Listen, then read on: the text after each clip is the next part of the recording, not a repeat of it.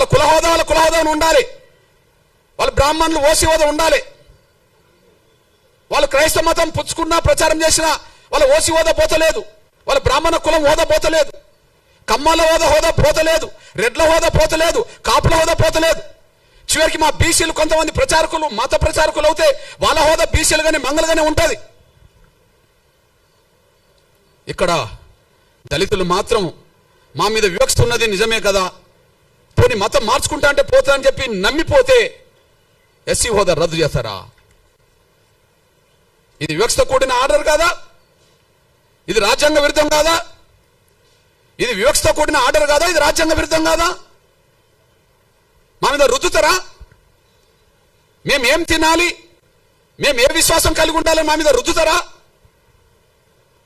మేమేం తినాలి, ఏ బట్టలు కట్టుకోవాలి, ఏ విశ్వాసం కలిగి ఉండాలని రుద్దుతారా? ఆ రుద్దడం అనేది రాజ్యాంగ విరుద్ధం కాదా?